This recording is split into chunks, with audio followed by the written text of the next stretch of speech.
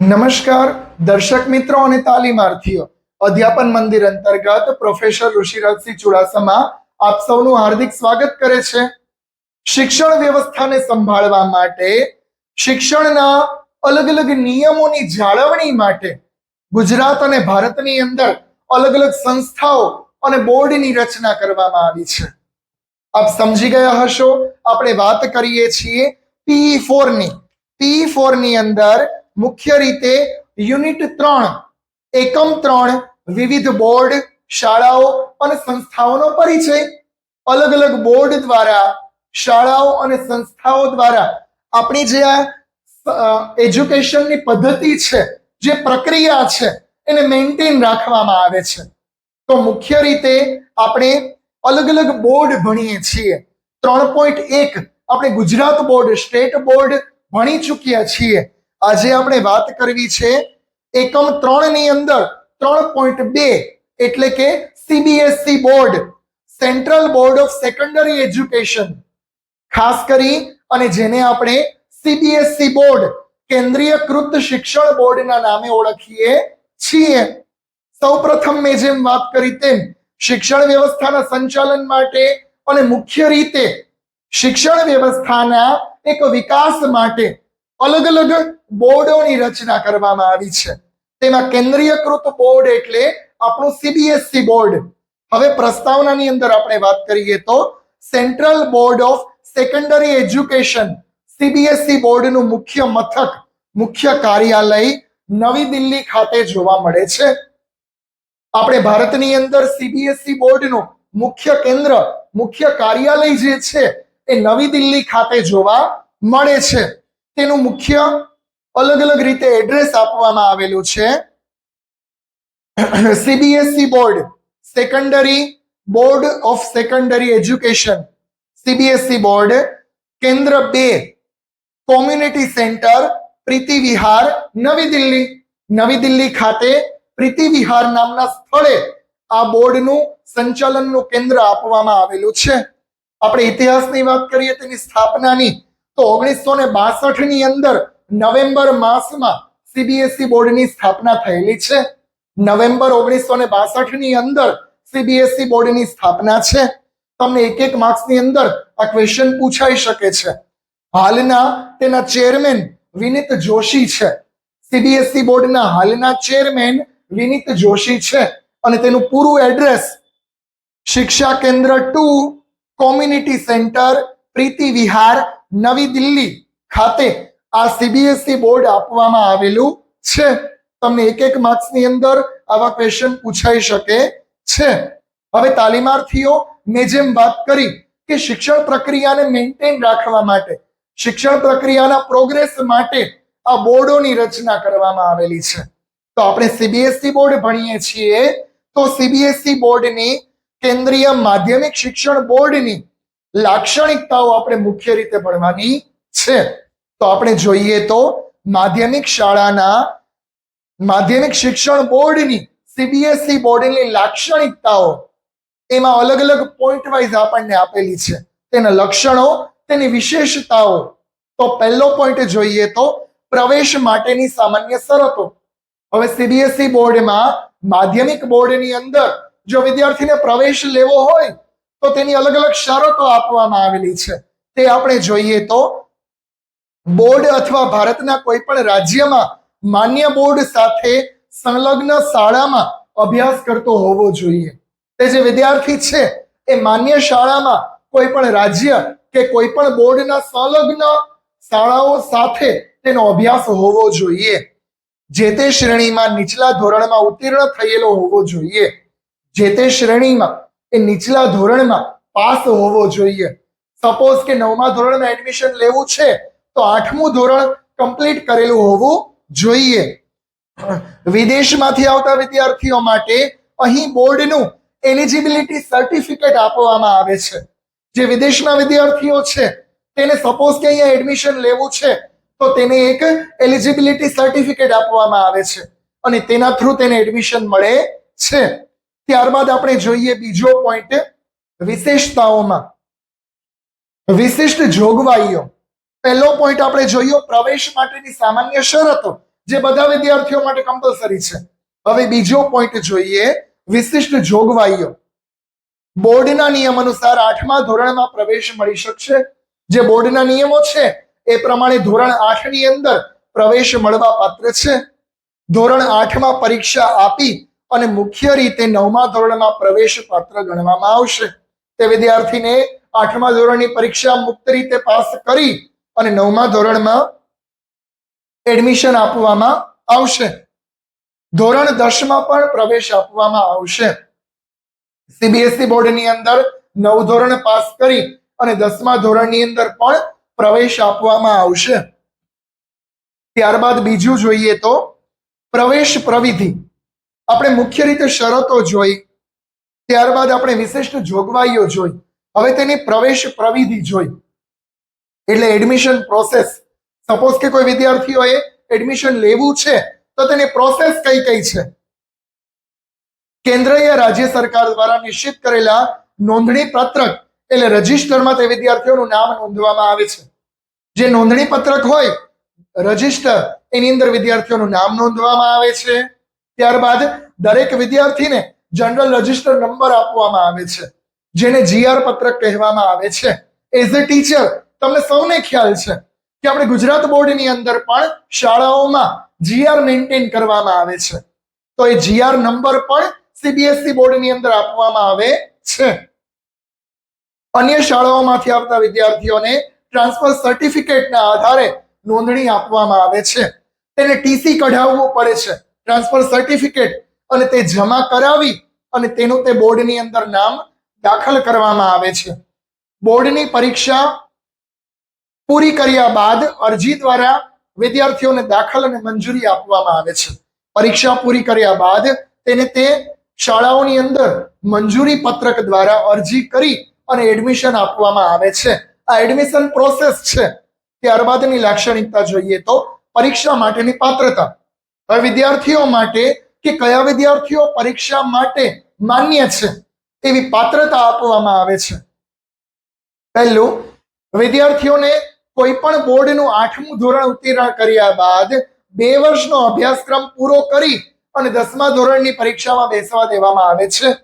8મું ધોરણની પરીક્ષા પૂરી કર્યા બાદ 9 અને 10 ધોરણ એનો અભ્યાસક્રમ પૂરો ભણ્યા બાદ તેને એસએસસી બોર્ડની પરીક્ષામાં બેસવા દેવામાં આવે છે.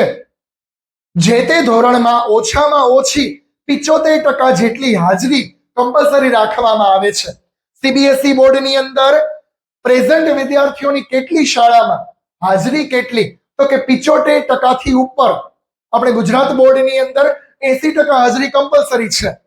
હવે સીબીએસઈ બોર્ડની અંદર 75% જેટલી હાજરી કમ્પલસરી વિદ્યાર્થીઓની હોવી જોઈએ, તો જ તેને પરીક્ષામાં બેસવા દેવામાં આવે છે.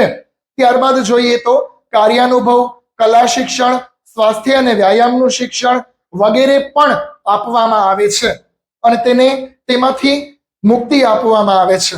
અલગ અલગ જે એક્સટર્નલ વિદ્યાર્થીઓ હોય તેને આ મુખ્ય વિષયો છે એની જ પરીક્ષા આપવાની, બાકીના જે ગૌણ વિષયો છે તેમાંથી મુક્તિ આપવામાં આવે છે. ઇન્ટરનલ એસાઇનમેન્ટમાં વિદ્યાર્થીઓની હાજરી માફ કરી દેવામાં આવે છે. જે એક્સટર્નલ વિદ્યાર્થીઓ છે તેની હાજરીની માફી પણ સીબીએસઈ બોર્ડમાં આપવામાં આવે છે. વર્ષ દરમિયાન શાળાઓમાં અલગ અલગ જે એક્ટિવિટી થાય છે તેમાં વિદ્યાર્થીઓએ કમ્પલસરી ભાગ લેવાનો હોય છે. ત્યારબાદ કહે છે બોર્ડના ચેરમેન 10મા અને 12મા ધોરણમાં 15% હાજરી સુધીની માફી આપવામાં આવે છે. જો કોઈ વિદ્યાર્થીઓ એવા હોય કે જેની હાજરીઓ ખૂટતી હોય તો 75% સુધી ન પહોંચી શકે તો બોર્ડના ચેરમેન 15% સુધીની હાજરી માફ કરી શકે છે, પરંતુ 60% જેટલી હાજરી કમ્પલસરી હોવી જોઈએ, તો જ તેને એસએસસી બોર્ડની પરીક્ષામાં બેસવા દેવામાં આવે છે. ત્યારબાદ આપણે જોઈએ તો લાક્ષણિકતામાં ખાનગી ઉમેદવારો, જેને આપણે એક્સટર્નલના નામે ઓળખીએ છીએ. ખાનગી ઉમેદવારો માટે અલગ અલગ તેઓએ ટર્મ્સ એન્ડ કન્ડિશન રાખેલી છે. જે વિદ્યાર્થીઓ અનુત્તીર્ણ થયા હોય તે વિદ્યાર્થીઓને તેમાં બેસવા દેવામાં આવતા નથી. એક્સટર્નલ વિદ્યાર્થીઓ પણ કમ્પલસરી પરીક્ષા પાસ કરતા હોવા જોઈએ. બોર્ડની સંલગ્ન શાળાઓમાં શિક્ષક તરીકે નોકરી કરતા હોવા જોઈએ. તેને એડમિશન લેવા માટે કે જે અલગ અલગ શિક્ષકો છે જે બોર્ડની શાળામાં નોકરી કરે છે તેના રેફરન્સ થ્રુ તેને એડમિશન આપવામાં આવે છે. ત્યારબાદ આપણે જોઈએ તો ત્યાર પછીના લક્ષણો. દિલ્હી કેન્દ્ર શાસિત પ્રદેશમાં નિવાસ કરતી મહિલાઓ માટે, દિલ્હીના જે કેન્દ્ર શાસિત પ્રદેશો છે તેમાં મહિલાઓ માટે, ગર્લ્સ માટે અલગ નિયમો આપવામાં આવેલા છે. તે આપણે જોઈએ તો જેમણે યોગ્ય માર્ગદર્શન દ્વારા અભ્યાસક્રમ કરવો જોઈએ, યોગ્ય માર્ગદર્શન દ્વારા તેમને અભ્યાસ કરવાની છૂટ આપવામાં આવેલી છે. ત્યારબાદ જેમણે નિયમિત શાળાનો અભ્યાસ કરવામાં આવે નહીં તો પણ તેને શાળાઓમાં અને પરીક્ષાઓમાં બેસવા દેવાની છૂટ છે, જેને આપણે એક્સટર્નલના નામે ઓળખીએ છીએ. કે તે મહિલાઓ શાળાએ ન આવે, ગર્લ્સ શાળામાં ન આવે પણ નિયમિત અભ્યાસ કરે તો તેને બોર્ડની પરીક્ષામાં બેસવા દેવાની છૂટ છે. મહિલાઓ 9મા ધોરણમાં કેન્દ્રીય શાળાઓમાં એડમિશન લે તો તેને 10મા ધોરણ સુધી 1 વર્ષ પહેલા પરીક્ષાઓમાં બેસવાની છૂટ છે. એ 1 થી 8 ધોરણ ભણેલા હોય અને 9મું ધોરણ ન કરે તો તેને ડાયરેક્ટ 10મા ધોરણની પરીક્ષા આપી દેવાની છૂટ છે. આપણે મારા ગુજરાત બોર્ડમાં છે કે 9મું અને 11મું ધોરણ ન કરે તો 10મા અને 12મા ધોરણની પરીક્ષા એક્સટર્નલ આપી શકે છે. તે જ નિયમ સીબીએસઈ બોર્ડમાં પણ કન્ટિન્યુ છે કે 9મું ધોરણ ન કરેલું હોય તો તેને 10મા ધોરણની પરીક્ષા આપવાની છૂટ છે. વિકલાંગ જે વિદ્યાર્થીઓ છે તેમને વિકલાંગતાનું પ્રમાણપત્ર આપી અને પરીક્ષામાં બેસવાની છૂટ છે. જે હેન્ડીકેપ છે એઓને હેન્ડીકેપનું પ્રમાણપત્ર સબમિટ કરાવી અને પરીક્ષામાં બેસવાની છૂટ છે. ત્યારબાદ કહે છે જે વિદ્યાર્થીઓ એકવાર અનુત્તીર્ણ થયા હોય તેમને વિદ્યાર્થીઓને પરીક્ષામાં બેસી શકે છે. એકવાર અનુત્તીર્ણ થયા હોય, એકવાર નાપાસ થયા હોય તો રિપીટ પાછી બીજે વર્ષે તેને પરીક્ષા દેવાની છૂટ છે. ત્યારબાદ આપણે જોઈએ તો પાસ થવાના નિયમો, પરીક્ષણ અને પાસ થવાના નિયમો, ધોરણો. સીબીએસઈ બોર્ડની અંદર અલગ નિયમો છે. તે આપણે જોઈએ તો ધોરણ 9 સુધી શાળામાં પરીક્ષા લે છે. ધોરણ 9 સુધી પરીક્ષા કોણ લે છે તો કે ખાનગી શાળાઓ લે છે અને 10મા ધોરણની પરીક્ષા બોર્ડ દ્વારા લેવામાં આવે છે. એ આપણે ગુજરાત બોર્ડનો જ નિયમ છે. ત્યારબાદ જોઈએ તો બોર્ડ 10મા ધોરણની પરીક્ષા લે છે. આપણે ગુજરાત બોર્ડમાં પણ તે જ સિસ્ટમ કન્ટિન્યુ છે. ત્યારબાદ આપણે જોઈએ તો બોર્ડ નિર્ધારિત કરેલા અભ્યાસક્રમ પ્રમાણે જ એસએસસી બોર્ડની પરીક્ષા લેવામાં આવે છે. જે બોર્ડનો અભ્યાસક્રમ છે, જે નક્કી કરેલો છે એ પ્રમાણે જ વિદ્યાર્થીઓએ એ અભ્યાસક્રમ અંતર્ગત જ પરીક્ષા આપવાની કમ્પલસરી છે. પરીક્ષામાં ઓછામાં ઓછા ગુણ અને માર્ક્સ અને ગ્રેડની સિસ્ટમ આપવામાં આવેલી છે. આપણે ગુજરાત બોર્ડની જેમ જ ત્યાં ઓછામાં ઓછા અને વધારેમાં વધારે એવા ગ્રેડ સિસ્ટમ આપવામાં આવેલી છે. આંતરિક મૂલ્યાંકન માટે માત્ર ગ્રેડ આપવામાં આવે છે. આંતરિક મૂલ્યાંકન જે આપવામાં આવે તેમાં માત્ર ગ્રેડ આપવામાં આવે છે. ગ્રેડ તો કયા તો કે જો જાહેર પરીક્ષાની અંદર અને આંતરિક પરીક્ષાની અંદર A, B, C, D અને E એવા 5 પ્રકારના ગ્રેડ આપવામાં આવે છે. એટલે સીબીએસઈ બોર્ડની અંદર ખાસ કરી અને 5 પ્રકારના ગ્રેડિંગ સિસ્ટમ છે. એ ગ્રેડિંગ સિસ્ટમ દ્વારા વિદ્યાર્થીઓને માર્ક આપવામાં આવે છે. આંતરિક ગુણની અંદર ખાસ કરી અને 33% ધોરણ નક્કી કરવામાં આવેલું છે. જે આંતરિક ગ્રેડ આપવામાં આવે, જે ગુણ આપવામાં આવે તેમાં 33%નું પ્રમાણ કમ્પલસરી છે. એમાં મુખ્ય રીતે આપણે જોઈએ તો અલગ અલગ આપણને કોષ્ટક આપવામાં આવેલું છે. A1 એમાં વધારેમાં વધારે ટોપર વિદ્યાર્થીઓ, A2 એનાથી નીચે, B1, B2, C1, C2, D1, D2 અને છેલ્લે E ગ્રેડ જેને મળે એ વિદ્યાર્થી અનુત્તીર્ણ બને છે, એટલે નાપાસ જોવા મળે છે. તો આ રીતે મુખ્ય 5 પ્રકારના ગ્રેડ દ્વારા અહીં પરીક્ષાઓનું પરિણામ જાહેર કરવામાં આવે છે. 500 થી વધુ વિદ્યાર્થીઓ જ્યારે પરીક્ષામાં બેઠા હોય ત્યારે ગ્રેડિંગ સિસ્ટમ અજમાવવી સીબીએસઈ બોર્ડનો નિયમ છે કે 500 થી વધારે વિદ્યાર્થીઓ જોવા મળે ત્યારે ગ્રેડિંગ સિસ્ટમ દ્વારા પરિણામ આપવામાં આવે છે. 33% ગુણ જે મેળવે છે તેનાથી નીચે તે વિદ્યાર્થીઓને ઈ ગ્રેડ આપવામાં આવે છે અને ઈ ગ્રેડ એટલે અનુત્તીર્ણ કે ફેલ વિદ્યાર્થી ગણવામાં આવે છે. ત્યારબાદની આપણે લક્ષણ જોઈએ તો મેરિટ પ્રમાણપત્ર. એનું મેરિટ પ્રમાણપત્ર કઈ રીતે નક્કી કરવામાં આવે તો દરેક વિષયમાં વિદ્યાર્થીઓને 0 થી 1 વિદ્યાર્થીઓને ગુણવત્તાવાળું મેરિટ લિસ્ટ, મેરિટ એક પ્રમાણપત્ર એનાયત કરવામાં આવે છે. ત્યારબાદ વિષયમાં 1000 થી વધારે વિદ્યાર્થીઓ ગુણ લાવશે તો તેઓને મેરિટ પ્રમાણપત્ર આપવામાં આવશે. 1000 થી વધારે જો ગુણ જોવા મળે તો તેને એક પ્રકારે મેરિટ લિસ્ટ અને મેરિટ પ્રમાણપત્ર આપવામાં આવે છે. સરખા મેરિટ વાળા વિદ્યાર્થીઓને પ્રમાણપત્ર આપવામાં આવે છે. ક્યારેક એવું બને કે બંને વિદ્યાર્થીઓને સરખા મેરિટ છે, સરખા ગ્રેડ છે, તો તેને તે પ્રમાણે પ્રમાણપત્ર એનાયત કરવામાં આવે છે. ત્યારબાદ આપણે જોઈએ તો આંતરિક ગુણાંકન. જે આંતરિક ગુણાંકન છે એ કઈ રીતે, તો કે તમામ વિષયોમાં ખાસ કરી અને આંતરિક ગુણાંકન આપવામાં આવે છે. વિષયોની આપણે વાત કરીએ તો કાર્યાનુભવ, કલા શિક્ષણ, સ્વાસ્થ્ય અને શારીરિક શિક્ષણ, આ મુખ્ય 3 વિષયોની અંદર આંતરિક ગુણાંકન આપવામાં આવે છે સીબીએસઈ બોર્ડમાં, અને 5 ગ્રેડને આધારે A, B, C, D અને E. ત્યારબાદ આપણે તેનો અભ્યાસક્રમ જોઈએ તો ખાસ કરી અને સીબીએસઈ બોર્ડની અંદર ધોરણ 9 અને 10 ની અંદર અભ્યાસક્રમ કયો કયો છે, તો વિષયોની વાત કરીએ તો 10મા ધોરણમાં મુખ્ય 2 ભાષાઓ, ત્યારબાદ ગણિત શાસ્ત્ર, વિજ્ઞાન અને ટેકનોલોજી, સોશિયોલોજી, સમાજશાસ્ત્ર, પૂર્વ વ્યાવસાયિક શિક્ષણનો કાર્યાનુભવ, કલા શિક્ષણ અને સ્પોર્ટ્સ એટલે શારીરિક શિક્ષણ અને વ્યાયામ શિક્ષણ, આ મુખ્ય વિષયો 10મા ધોરણમાં રાખવામાં આવે છે. ત્યારબાદ જોઈએ તો આપણે 10મા ધોરણમાં મુખ્ય 2 ભાષાઓ ફરજિયાત છે અને ગણિત, વિજ્ઞાન, સમાજશાસ્ત્ર એ વિષયો કમ્પલસરી આપવામાં આવે છે. ત્યારબાદ આપણે જોઈએ તો 8 ધોરણ સુધી સીબીએસઈ બોર્ડની અંદર 3 ભાષાઓનું જ્ઞાન આપવામાં આવે છે. 3 ભાષાઓ વિષયમાં હોય છે 8મા ધોરણ સુધી, એટલે એક પ્રાદેશિક ભાષા, રાષ્ટ્રભાષા અને ઇન્ટરનેશનલ લેંગ્વેજ. પરંતુ 9 અને 10 ધોરણની અંદર 2 જ ભાષાઓ, ઇન્ટરનેશનલ લેંગ્વેજ અને આપણી રાષ્ટ્રભાષા એટલે હિન્દી, એ 2 નું એજ્યુકેશન આપવામાં આવે છે. 9મા અને 11મા ધોરણમાં ખાસ કરી અને કાર્યાનુભવનો પણ સમાવેશ જોવા મળે છે.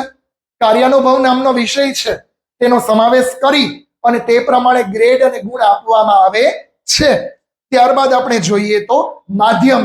સીબીએસઈ બોર્ડની અંદર મુખ્ય 2 માધ્યમો જોવા મળે છે. 2 મીડિયમમાં જ આ બોર્ડ કાર્યરત છે, એક હિન્દી મીડિયમ અને એક અંગ્રેજી મીડિયમ. આ 2 માધ્યમોમાં સીબીએસઈ બોર્ડના વિદ્યાર્થીઓ જે છે એ પોતાનું એજ્યુકેશન લે છે. તો તાલીમાર્થીઓ અત્યાર સુધી આપણે સીબીએસઈ બોર્ડ જે કેન્દ્રીયકૃત બોર્ડ છે એની આપણે ચર્ચા કરી, જેમાં મુખ્ય રીતે કેન્દ્રીય માધ્યમિક શિક્ષણ બોર્ડ, જેને સીબીએસઈ બોર્ડ કહીએ છીએ, આપણે સૌપ્રથમ તેની પ્રસ્તાવના જોઈ, તેનું પૂરું એડ્રેસ જોયું, ત્યારબાદ તેની શિક્ષણની લાક્ષણિકતાઓ જોઈ. તેમાં અલગ અલગ બધા સ્તરે પ્રવેશની દ્રષ્ટિએ, અભ્યાસક્રમની દ્રષ્ટિએ, એડમિશન પ્રોસેસની દ્રષ્ટિએ, ત્યારબાદ ગ્રેડ અને માર્કની દ્રષ્ટિએ, ત્યારબાદ તેનો અભ્યાસક્રમ જોયો, ત્યારબાદ તેનું માધ્યમ જોયું. તો આ રીતે આપણે સીબીએસઈ બોર્ડ જે છે એ અહીંયા પૂરું કરીએ છીએ. 3.2 ની અંદર આપણને આખું સીબીએસઈ બોર્ડ ભણવામાં આવે છે, તે આપણે અહીંયા આખું જોયેલું છે. તમને યુનિવર્સિટીની પરીક્ષાની અંદર સીબીએસઈ બોર્ડ અને ગુજરાત બોર્ડ અલગ અલગ જે બોર્ડ છે તે ટૂંકનોંધ સ્વરૂપે પૂછાઈ શકે છે. તો આપ આ રીતે સીબીએસઈ બોર્ડ પૂરેપૂરું ભણી લો. તમને કંઈ ને કંઈ પણ ન સમજાય તો આપ મને કમેન્ટ દ્વારા જણાવી શકો છો. અને આવા જ વિડીયો જોવા માટે, શિક્ષણ સંબંધી માહિતીઓ એકત્રિત કરવા માટે મારી ચેનલને વધુને વધુ લાઈક અને સબસ્ક્રાઇબ કરો. ત્યાં સુધી સૌનો આભાર. Thank you.